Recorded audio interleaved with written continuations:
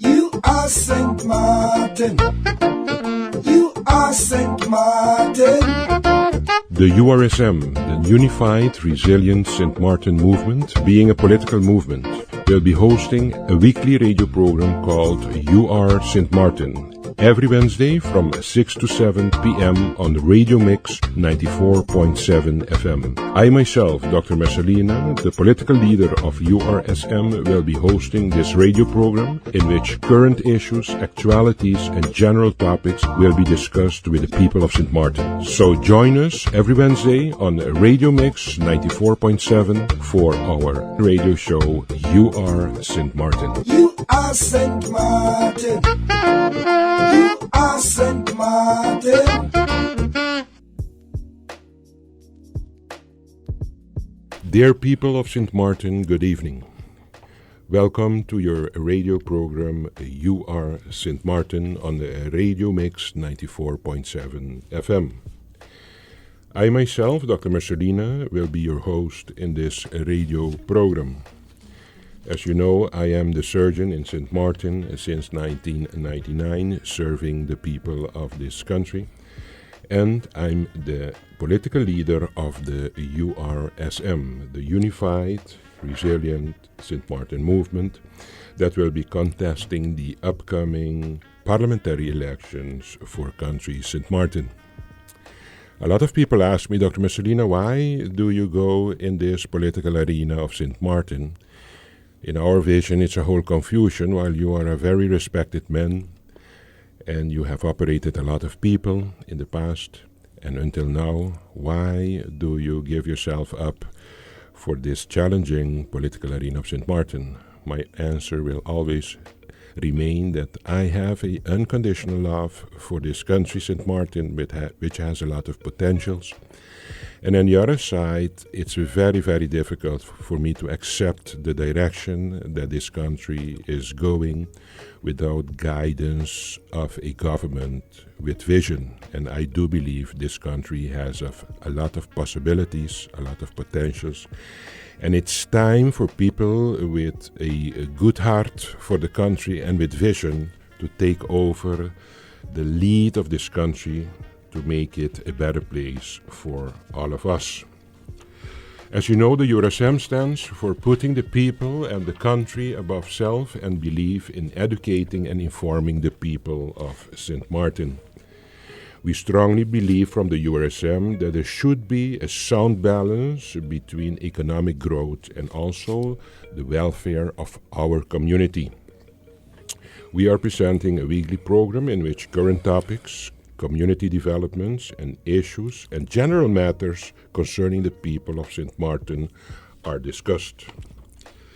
Today we have a other invitee in our radio program, You Are Sint Maarten.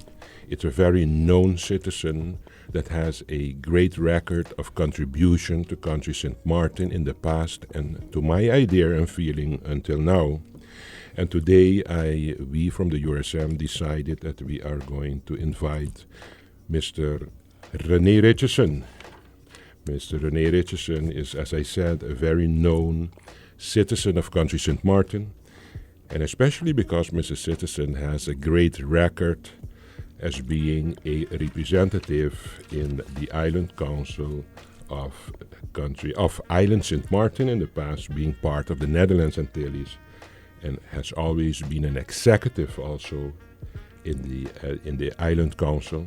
And not to forget, he has also been a union member for the people of Sint Maarten. Considering his history, his professional commitment for country Sint Maarten, and especially his experience, we decided that it would be great to have a discussion with experienced persons from the past that actually have been there with country Sint Maarten with their challenges in the past, and for them to give us their vision and incentives about how it used to be and what they think are the challenging. Mr. Richardson, it's a great honor and a great pleasure, of course, as leader of the URSM, for me to invite you in our radio program. Mr. Richardson, good evening. Good evening, Doc. Thank you very much for that introduction, Doc. And thank you for inviting me, Doc, to this program and also inviting me to be part of the URSM movement as an advisor. I gladly accepted your invitation, Doc, and I am right here. I am a person known to never back down on assisting the people of Sint Maarten. I studied in Holland. I came back. I worked for several companies. I started my own accounting firm, and I ended up in a union when the people of the large hotels in 1977 needed my assistance. And I picked it up from there. I got an endorsement from the people at that time to go into politics. I chose to go with the Democratic Party of Mr. Claude Watty. I was very successful in 1983 when I received the second most votes after Mr. Claude Watty in that election in 1983. After that, I didn't fight to become the member of the Executive Council. I sat quietly and I waited my turn. And in 1995, Mr. Claude Watty asked me to be a member of the Executive Council. And the rest is history. I became a member of the Executive Council for many years. And we went into election in 1987 and we had a landslide. Also with my good old friend, deceased Joe Richardson. That was the famous Executive Council that was known as the Triple Ere. Governor Ralph Richardson, two commissioners, Rene Richardson and Joe Richardson. So after that, Doc, we became a country. Don't forget, in 1995, Doc, in 2010, Sint Maarten became a country within the Netherlands Antilles. Yep. And many tasks from the Netherlands Antilles were brought over to Sint Maarten. I just think on one of the bat like that, I can think on justice, education, taxation, the tax office, because a lot of people believe the tax office fell under the federal government. We could not levy taxes. We could levy what they call excise taxes, like accents and leisures and stuff like that. But the real tax laws had to be made in Curaçao. So to do a comparison with then and now, it's going to be really difficult. It would not really be fair to say that when I worked in the Executive Council that it was the same as now. No, Doc, we had a lot of tasks that came over from the Netherlands Antilles and it was thrown on our people. Now I say that, and don't also forget the amount of population that live here. In the late 80s, early 90s, we had about 25,000 registered people in the census office. Now we have about close to 70,000. So that's another comparison, Doc. Well, 65,000. That's another comparison that that I can give an example. Mm-hmm. We had a budget, Doc, of about 100 million guilders at that time with 400 civil servants. Doc, now we got a budget with 600 million plus and 2,000 civil servants. I am not saying that it's not correct, it's not right. I am saying that we got to do something about it. Yes. Because 2,000 civil servants and I can tell you, based on what I'm seeing today, Doc, the civil servants are not getting their rightful share in participating in the process that we have today. When I was in the Executive Council, the civil servants were the trusted advisors of government. But Mr. Richardson, what do you think has changed that nowadays very respected civil servants are not being respected and being the trustful persons to advise, for example, the government of country Sint Maarten? What has been the difference, you think? What is the difference? Having gone through that whole process and having learned a lot and having a lot of experience, the most politicians, are scared of professional, educated civil servants. They feel threatened by them. So few will get a chance to be able to do their work correctly because they always feel this guy is going to come up after and come against me in government. Mm-hmm. But I tell you, Doc, I can give a simple example. Technical assistance. Doc, we had that going on here for years and years when I was a commissioner. And one day, Mr. Hirsch Berlin came to Sint Maarten with his delegation, and I said, Dr. Hirsch Berlin, we have 5 people in Holland. Sint Maarteners, professionals, educated. I will mention one name. Franklin Richards, he became the governor after. And I said, Dr.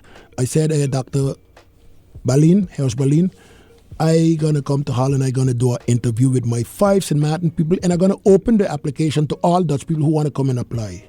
And I had interviews by Kapna in The Hague, and I interviewed my 5 Sint Maartens. Out of those 5 Sint Maartens, I picked 3, and I picked 2 Dutch people to come with them. But of course, the Dutch didn't like that. The Dutch did not like that because I stopped them in their track. Because I said also, whatever technical assistance and benefits, the technical assistance that coming from Holland, the Dutch folks, the Sint Maarten technical assistance guys, if you put them under that same program, they have to come and get the same benefits. Big house, big car, and all the benefits that they have. And that happened. They lived up to that, but they didn't like what I did. Mm-hmm. They did not like it because I stopped them in their track. Because they wanted to bring, and let me say, and a lot of people could attest to that, technical assistants came here in Sint Maarten and they were my best friends. They worked closely with me as a commissioner. So I am not against having Dutch people as technical assistants, but it cannot be forever. It cannot be forever. And we with 2,000 civil servants and professional, educated people. I'll give you an example specifically, Doc. The Legal Affairs Department of Government. Why are we having so much legal consultants? Each ministry, 7 ministries have, Parliament have so much, everybody got their own legal consultant. Why? Why? And we got so much lawyers working in government. Why don't we create a legal affairs department, bundle all forces together, and let that group of people, advise each government department in the complete government? Mm-hmm. It would lower the budget. What our problem is in Sint Maarten really? Isn't it money? Isn't it money? Don't we have to go on our knees begging for money in Holland? Mm-hmm. Well, we have a budget of 600 million. Of course, we just had a deficit of 124 million that Holland had to give approval for. So that's a lack of funds coming in. On the income side, we are lacking 124 million. So what we got to try to do, get the income side, get the expense side the same amount as the income side. And how we could get at that cutting money, how we could get at by bundling the forces together. Of course. Getting a legal department of civil servants that are there sitting down, that are there professional, that are not getting their full potential, getting together and getting advice government and stop paying these 20-something thousand, 30,000 guineas a month, consultancy fees to these consultants. That's one of the things we could save money on. And that's why we are here today, right, Doc? Because listen, Doc, we know what the problems are. Don't forget, we know what the problems are in Sint Maarten. Every little fella out there know what the problems are. But how are we going to solve them, Doc? That's why the URSM movement is getting involved into it. You are getting involved into it. We went through this discussion already, Doc. We are getting involved into it, Doc, because we have a vision how we're going to take care of it, how we're going to solve it. We can't come in criticizing alone all the time. The guy in that squatter under the tree, the guy in Mill Region under the tree, the guy in St. Peter's under the tree doesn't want to hear talking all the time. He wants solution and he wants to say, well, just a minute. These guys talking all the time about what they are doing for me, and that's what we are here today to do, to really bring solutions to the problems. That's the question you asked me from the start, and that's what we are here today, Doc, okay? Of course. Mr. Richardson, we are now in the phase of country Sint Maarten since 10.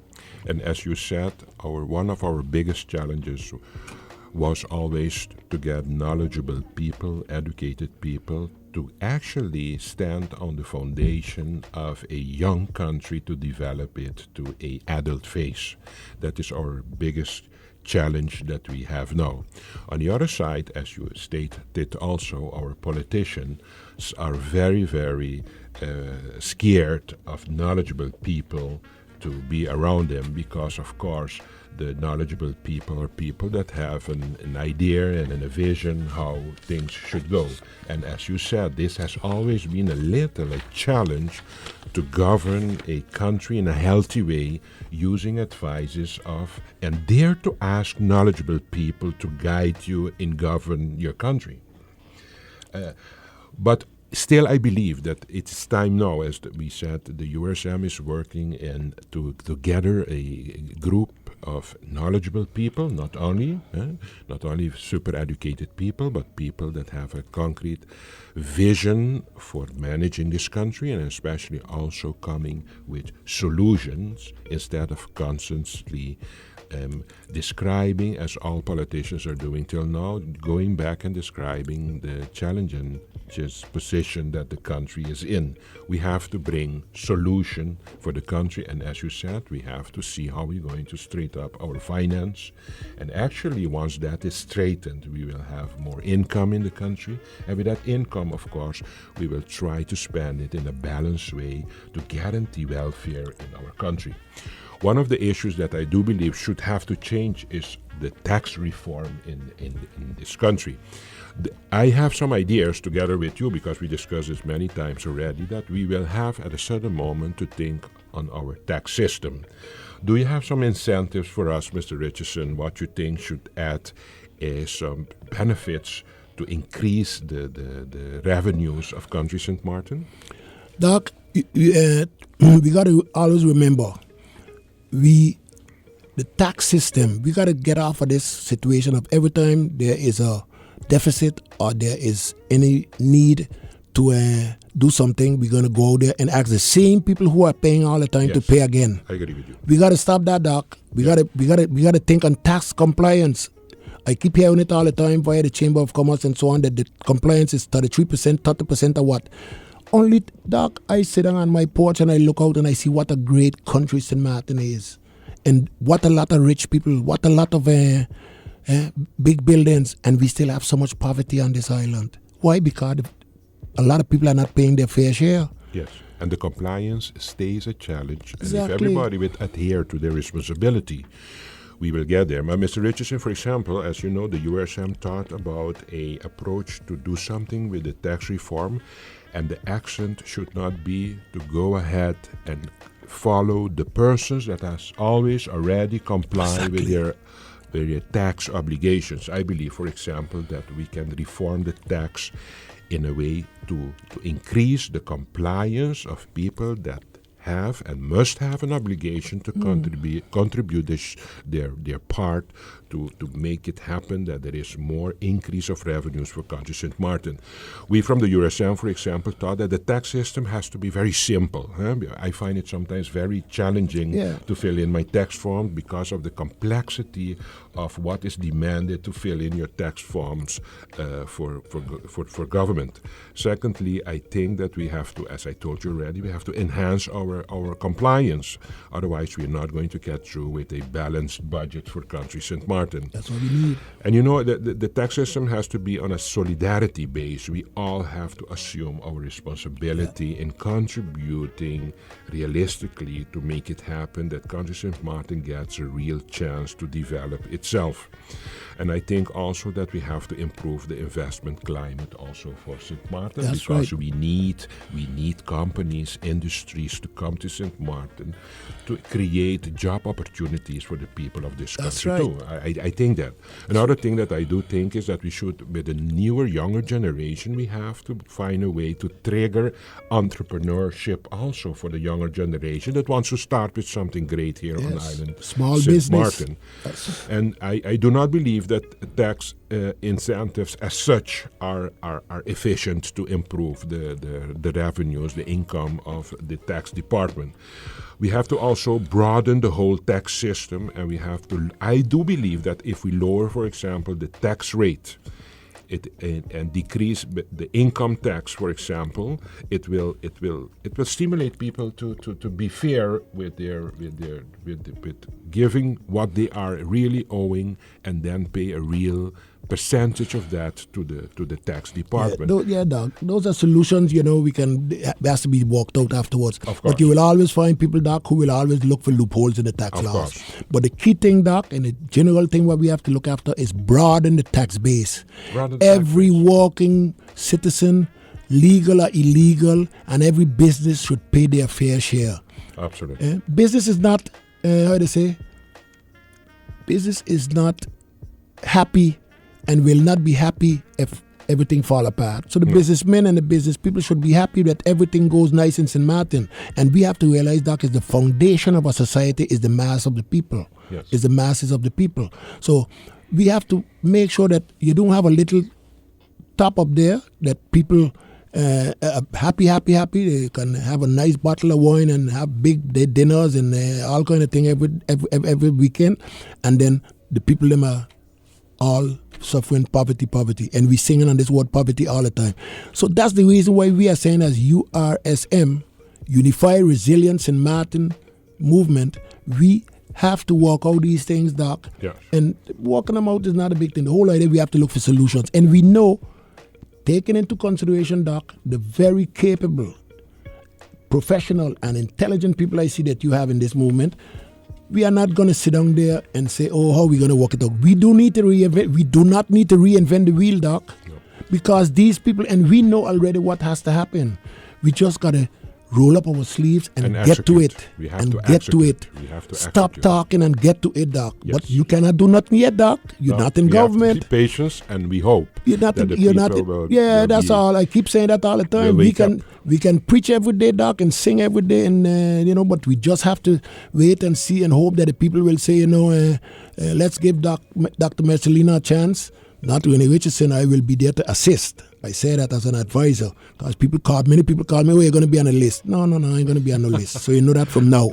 I will be there to assist. Yes, of course. Okay. And Mr. Richardson, I have to tell the audience that when I started contemplating to start to establish this association being our political movement that is going to contest the upcoming elections, it's worthwhile to mention that I have a great respect for your professional biography, for your CV, for your curriculum in the past, and you were one of the first persons that I approached. I remember sitting on your balcony talking with you about the call for us to start a URSM.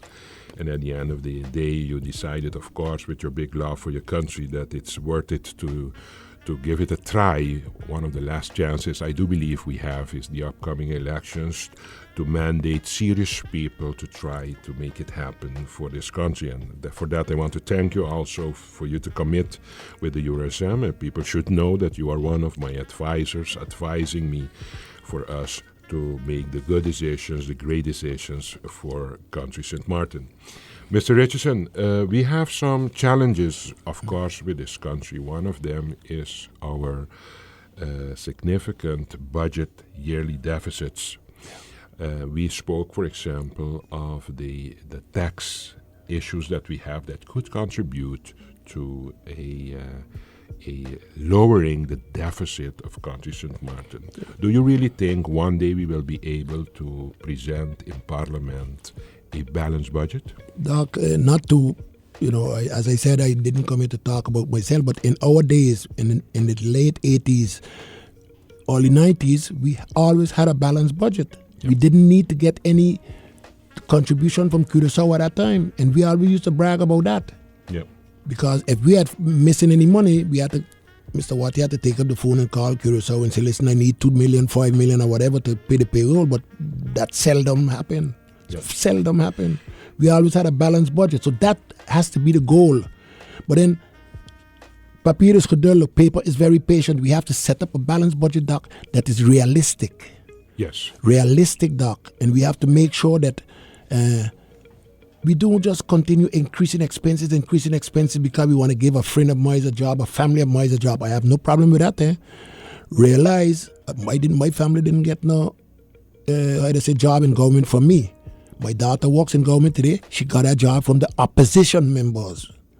She got a job in 2011, and I was not in the government for 2011. Okay, so let me bring that clear.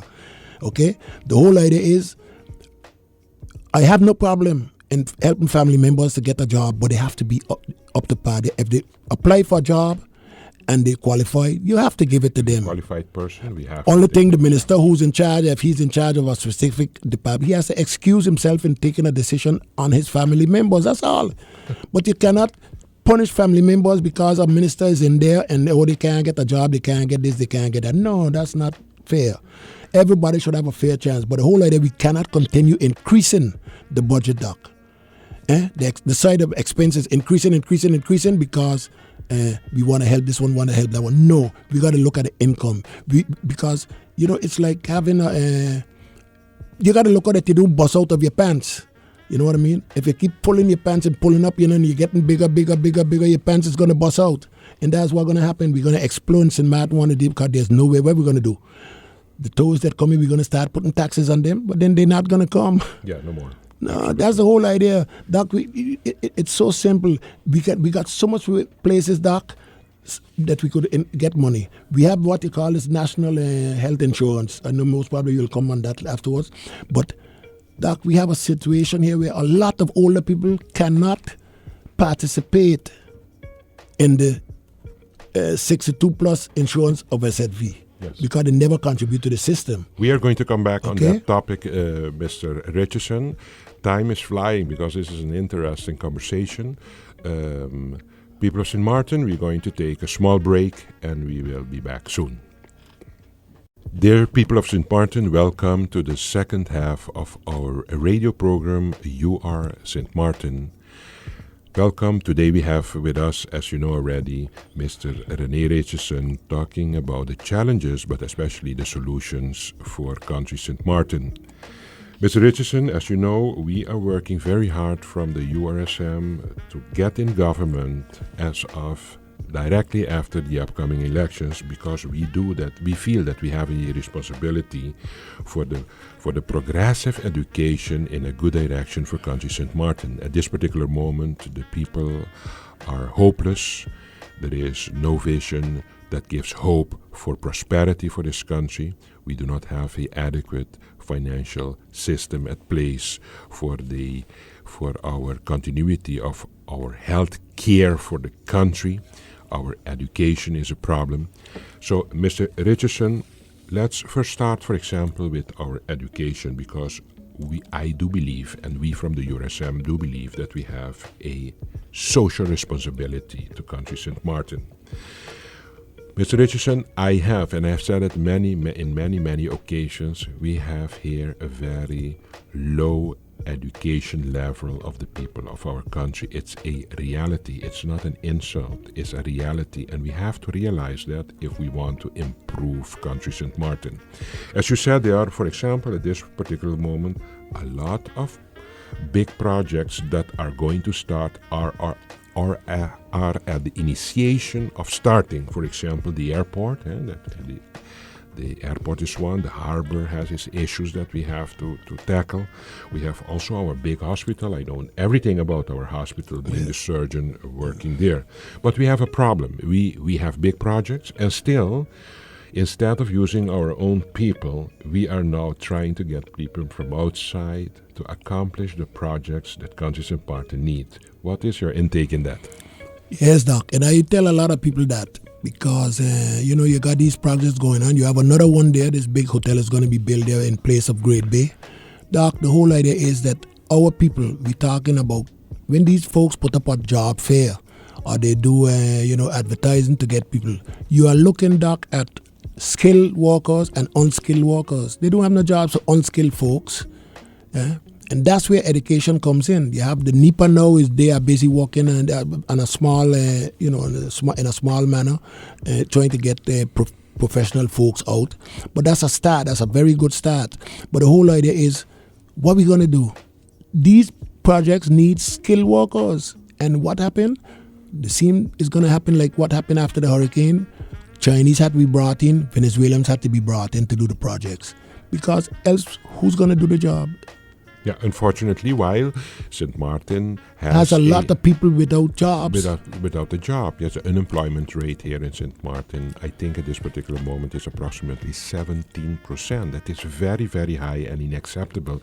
But the challenge, as you say, that we have is that they are uneducated, and especially the jobs that we can offer when we bring in big projects for Country Sint Maarten, they demand skilled, educated people to work to realize a project. And there is where we get ourselves in problems with our unemployment, because most of the candidates, people that are unemployed in this country at this particular moment, are those with less education, with less skills, and they are not educated in the field of all those projects that are coming and starting now for Country Sint Maarten.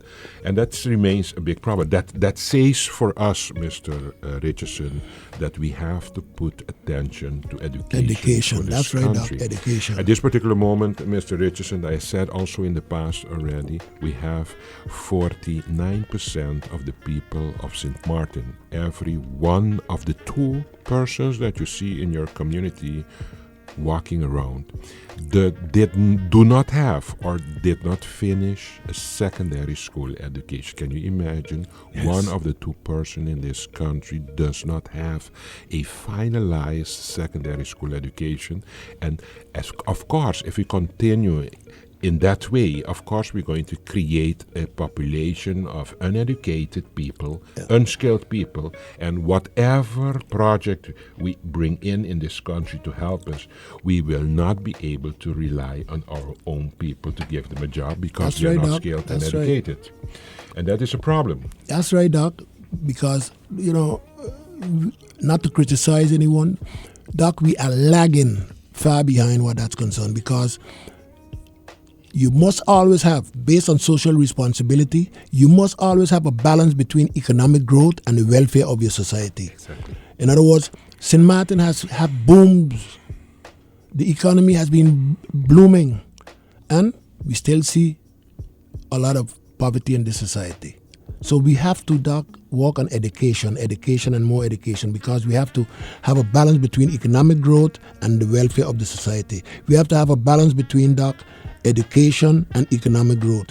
We have to educate our people, because once you educate someone, they wouldn't have a struggle to find a job. Then they will have an income. Then they will be able to save. Then they will be able to get a housing. Then they will have good nutrition. And then they will have better health. And of course, this will break the vicious circle of poverty. Once you get that, Doc, that will break that vicious cycle. Of course. Okay. Another one is, for example, also a social responsibility that we have, and I can tell you a lot about that one, is our healthcare system. We have 2 challenges with our healthcare. One is the financing of the healthcare. So it's time now for us to come with a proposal how we're going to finance the healthcare of Country Sint Maarten. And as long we cannot pay the bills of our healthcare, we will get a failing healthcare system for the country. That's right. And that's why I'm promoting a concept vision that the URSM has, and I will explain that in one of the upcoming radio programs, that I will propose a vision that the URSM has, how is a sustainable way to finance the healthcare of Country Sint Maarten. At this particular moment, for example, Mr. Richardson, we are building a hospital. This hospital is costing us 150 million Antillian guilders. You have said it's 600 million, but officially it's without the help of the Netherlands. We are about the 450 million in our budget. Yes. Can you imagine that only a hospital construction for Country Sint Maarten costs us 1/3 of our national budget of our country. Yeah. That means that we have to be very serious the moment we think that we are capable of building a hospital of 150 million. And as you can see, of course, as of the beginning of the construction of the hospital, already we are experiencing some financial challenges to make sure that we can realize and complete the project of the hospital. And we cannot continue, as you said, to say that it's business as usual, because it's not. On the other hand, Mr. Richardson, you said too that Sint Maarten has been a booming country, and still today, although the booming history of this country, the poverty rate of this country is too high. We have statistics now that 1/3, 30%, actually it's, to be correct, 29%, but say it's 30%, of the people of this country live under the poverty norm and level of this country. Yeah. How is it possible that we are part of a kingdom, a rich kingdom of the Netherlands, and we have a poverty rate of 30%. But we come back on the fact that if you want to combat poverty, you will have to do something with your social system that costs you money. But if you do not work on your education, you will get your challenges too. Education and health, Doc. Those are two key things. I ain't got to tell you anything about health. Use the boss in that. But investing in our health system will benefit our economy. Of course. It will eliminate the need to refer patients off island. Sint Maarten, Doc, can become the health center of the region. Sint Maarten don't forget, Sint Maarten is known to be the bread basket of the Caribbean. A lot of people come here. We always boast we have 120 different nationalities. They didn't come here just by chance. They came here looking for work, and they are welcome to come and look for work because they were needed. They helped build this country. They help build this country too. Okay, we cannot we have to acknowledge that. We cannot just turn our head and say we do. That's not true.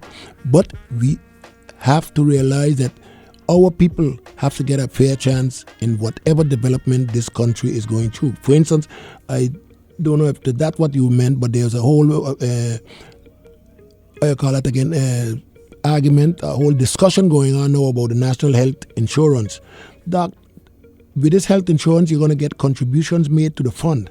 Right now, there's a lot of people who cannot get coverage, older people who did not contribute to the social system, therefore they cannot get insured via the SZV 62 plus or 65 plus program. Who has to pick up those cars? On the people self who pays taxes? Because I'm going to say that the government, but the government doesn't. The government doesn't have the money. The taxpayers is who has to pay for that. You have so much people on a pay card, a doctor card, and they have rights to it because you cannot leave somebody suffer neither from hunger nor from health issues. Health issues. Yes. I agree with that. Many times people say, "Oh, Rene, but you sound like a socialist." No, man, you can't live in a society and see people. But you have a responsibility to take care of your people. Exactly, of and course. that's what government is for. Anytime you go in politics, Doc, it's not for your self-interest. You have to go in politics for the general interest. That's a key thing, Doc. We got to keep in mind. We got to put that on top of the list of URSM. And it is. That is general interest, not self-interest. Okay? Yeah. We have to stress on that, Doc, because today in Sint Maarten, we're saying, just a minute, all these projects and everything that is coming out, and whose interest it is. You see some people pushing a project over here because they're going to benefit from it. No, I mean, whether your family is going to benefit. No, it has to be in self-interest. It has to be self-interest. It has to be in the general interest, not self-interest. But, Mr. Richardson, what has threatened a great evolution of this country, I think, is one, lack of a quality in government. That's one. Secondly, I think a self-interest. Instead of putting the people, the country above self, we are putting self above country, and that has killed country Sint Maarten, seeing how significant that took place in the past. And last, I think that has always been a big challenge for Sint Maarten is the integrity issues of this country. Yeah. And we from the URSM do believe it's time now for us to look in the mirror and really think about the real actions that we have to make for this country with integrity, putting constantly country and people above self for us to take the right decisions that at the end of the day is going to benefit all the people of Sint Maarten and not only a selected few. Mr. Richardson, to come back, for example, about the challenges, for example, in healthcare. For example, I work in the hospital. One of the biggest issues that we have is to get healthcare professionals for country Sint Maarten, for Sint Maarten Medical Center. Yeah. We are building a hospital of 150 million. And at this particular moment already we have challenges with filling in the positions for professionals to come and assist us with our healthcare demands for the people of this country. And I do believe the URSM has to pick up that responsibility and do something, amend the laws for us to start getting professionals to come to Sint Maarten to help us, because we cannot do it alone. And the other side, we have to also focus on motivating our own people going to school here, for later on they get the opportunity also to educate themselves to become a healthcare professional, to come back home to help our people. Doc, you remember I mentioned about Sint Maarten becoming the health center of the region? The Caribbean. Of the region, Doc. Why? We cannot become the health center of the Caribbean if we do not have perfect and perfect healthcare. The healthcare must be professional. The healthcare must be good. And the healthcare providers has to be up to par. And therefore, we have to, of course, open the applications for people to come and apply for these positions, but we have to make sure that we got healthcare that is up to par. We have to have good healthcare if we want to be the health center of the Caribbean.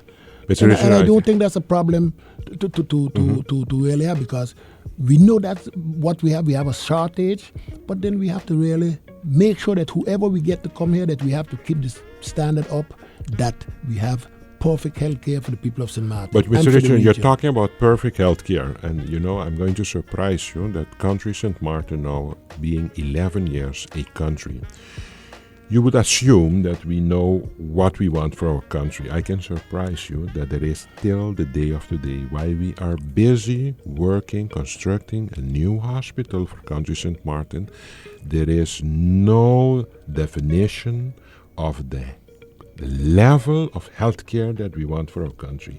And I do believe that the first thing that you have to have at place for yourself, if you have a vision for your country, is what is the level of healthcare that you think is necessary for a country as Sint Maarten.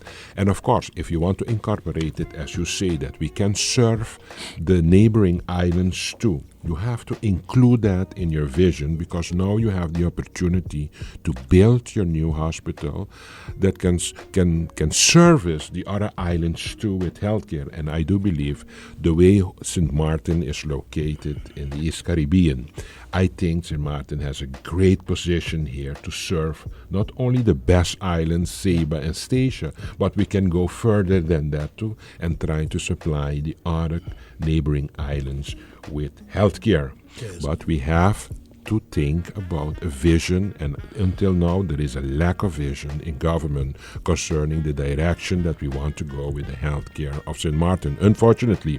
But we from the URSM as you know, we are working on a country plan for country Sint Maarten. That's right. And that means that we have a vision. We are not only going to criticize, no, we made a handbook with a vision for country Sint Maarten, that we know where we want this country in 10 years from now.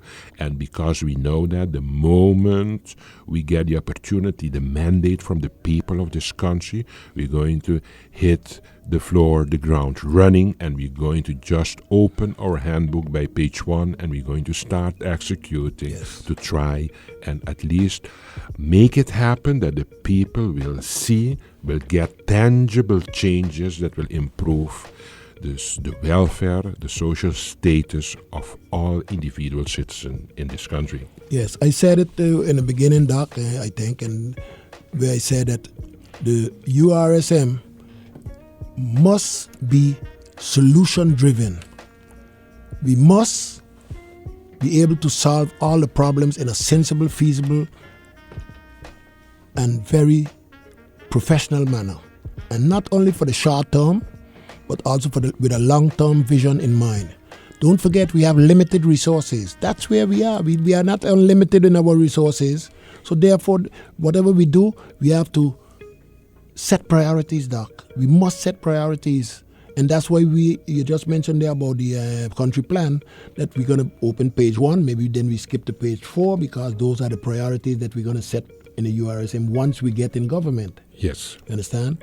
So, and why I say that the folks from the URSM are solution-driven, because, Doc, we all can. You just mentioned also about criticism. We all can criticize. You see a problem, you do a lot of criticism, but you don't never come with a solution. URSM, with the people that I see that you have around you, these people doesn't need to reinvent the wheel. They can pick up the ball, roll up their sleeves, and start walking right away. Yeah? No time for on-the-job training. Start walking right away and get these problems solved. I said we have limited resources. Don't think that now we are talking about the sky is the limit, because the sky is not the limit anymore. Because once you people going to the moon and past the sky, that means that we have, the outer sky is the limit. Okay, that's the limit. The outer band, past the sky is the limit. We have a limit. We are limited. And therefore, we have to set priorities. And I keep stressing on that, Doc, is because let's not try and think that everything is going to be picobello once the URSM get in government. We have to be walk a big challenge. A big challenge. That's a big challenge. Why I say that? Don't forget, everyone who, whether they become minister or parliamentarian, they have to have a responsibility towards the people for their actions and their decisions. Okay? We call it, I think there's a law on ministerial responsibility. Okay. And we have to go that direction Yes. also with government, because Yes. we are taking decisions that actually has to serve the greater group of community. Yes. But now we take decisions if it has negative financial implications or not. The minister is not feeling himself accountable for his decisions that he But the took. judge mentioned that in a judgment here a few weeks ago, that don't forget you cannot be taking decisions even if you get advice Yep. against the decision that you took. You get advice before, say do not do it. You as minister have the ultimate responsibility to take the decision, but there can be responsibilities, personal responsibilities for you afterwards. Yes. We have to realize that these laws were not put on the books now. They were put on the books long time in the Netherlands Antilles. They exist already. They exist we already. took them over in 10. Yes, that's right. So let's be very keen of that, because everybody like to get in government and say, I want to be minister, I want to be this. But we have a responsibility towards the people, the taxpayers who paying you your salary, the taxpayers who paying to fix the roads. That's what we have to look after. It's very simple. Limited resources. We have to look for solutions, but we have to set priorities. And I don't think it's, and we have to always think on a general interest and not self-interest. Those are simple things, Doc, and I think the URSM is going to get far with that, because if I am an advisor, I'll be singing it in the head of the people all the time.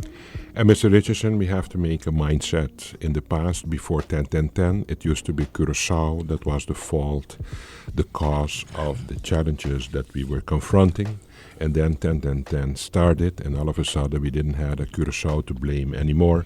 And then we are looking at Holland, and now it's the relationship of the kingdom that is in our way to fix this country. I think the mindset has to take place now, and the URSM is not scared to tell it to the people that the time now is there, that we have to look in the mirror to ourselves and realize that we have a responsibility for our own country, that we have to pull up our socks and do what has to be done. And as you said, we have to tackle the priorities of this country first. One of the priorities is, as we discussed already, the education. We have to, in order that we have another challenging point that we have to tackle as a children disease is, of course, our public healthcare system. We have to make it happen that there is accessibility of good quality care for each individual in this country. We have to do something with our tax reform and don't go again and again behind the same people every time again, because we are in a lack of revenues for the country, and we have to pay attention to improve our justice system for country Sint Maarten, and one of them is, for example, to improve the work circumstances for the police force that we depend on for our safety. And secondly, and we cannot forget that one, is the deplorable state that the prison of this country is in. It's not about patching and fixing, it's about presenting a new prison for Country Sint Maarten, and the same is for the healthcare. Not only bring in a hospital, not forget the mental health care for Country Sint Maarten, with all these people walking on the roads with mental challenges, that we are driving next to them as if it's not our responsibility to take care of them. The URSM is there to bring tangible, realistic solution without promising unacceptable proposals to the people. We are going to do the priorities first. Yes. Heal first the children diseases, and once that is at place, we're going to look on enforcing more prosperity for all people in this country. Yeah. Well, Doc, let's see how far we get with the Caribbean Organization for Reform and Development. That is being there doing what we call the country packages now. And there seems to be some progress being made there. The government has signed off on that. But, Holland is putting a lot of money in there. And I don't know, I think in your first speech when you launched the party on October the 10th last year, you keep saying, we have sat with the Dutch on many occasions. I can bring up all those older folks. Mr. Chance, he is still alive, 89 years old, Mr. Leo Chance. We sat and negotiate with the Dutch. And you said that you have to sit down as a big man and big woman and negotiate with the Dutch. You don't go in there and play small man. But you have to be prepared. You got to be prepared. They have to see that you're coming from. Listen, all these Dutch fellas I sat down with, God rest them and bless them, Jan de Koning, Van der Steen, all those guys, they passed away now. But you sit down with them and you negotiate with them. And when you come up with sensible things, they understand and they said, okay, yes, let's go that way. And they're sensitive for it too. Exactly. And there is goodwill from their side if you are prepared. Exactly. But why we they have to see goodwill from your side. I can give you a simple example. There was a budget, and many times, Holland used to give us a lot of what they call development aid, and no projects were made, and the money would go back to Holland. One day we had a meeting with the same Mr. Horsberlin, and 4 or 5 million guilders were left over. And I said, and you could say I really didn't tell him the full truth, because I said to him, the money is left over, but I have a project set for it. He said, where's the project dossier? Where's the project file? I said, it's being prepared right now. It was not. The Bishop Hill Road. I said, we need that road to escape, to go to the French side as an ease for the traffic. And he agreed on it right away there without a project dossier or nothing. Why? Because I convinced him that it was important for the country of St. Maarten. Bishop Hill Road from down by Sundial School go all the way to the border, Dutch Quarter. Has been financed with development funds, aid and everybody. And after that, I was out of government, and even the opposition leaders, and them always say, we need to come up with a saying, it's in the pipeline. That's my words. It was in the pipeline. Mm-hmm. And Bishop Hill Road was approved simply based on sitting down and explaining to him without a project file. So if you sit down and explain to these folks and they see you serious, I think that we're going to get a long way. And you said that. Mm-hmm. We got to keep up. As you said, we used to blame KOSO. Tell me about that, Doc. Mm-hmm. Oh, our money going to KOSO, our money going to KOSO. KOSO taking our money with the crisis tax and with the 5% and this turnover tax, everything goes to KOSO, all the taxes, and then we get back a little bit of it. Our money ain't going to KOSO no more, folks. The money is staying right here. But we don't have a cent in the chest. Yeah. Yeah? So that means that we have to recatch ourselves and come with a concrete vision. What I say, we're going to have a lot of money, plenty money once we get rid of KOSO, once we go, we get country status in Martin, 10, and we're going to, our money is not going to KOSO, instead we have no money. We have to be fiscal. We have to have fiscal discipline. That's what it boils down to, Doc. Fiscal discipline. We need that. You cannot spend more than you get in. Yep. And we have to really be serious about that. Mr. Richardson, I realize that unfortunately the time is running on us. It was a very interesting conversation with you in our program, You Are Sint Maarten. I would like to thank you for your time and especially sharing not only your experience of the past with us, but especially also giving us some incentives and some vision ideas about the future. That is also one of the reasons that I approached you to become one of my advisors as a political leader of the URSM, because I do realize that you have been there and you have a lot of experience when it comes to governing a country, as you did that in the time of the Island Council times of Sint Maarten.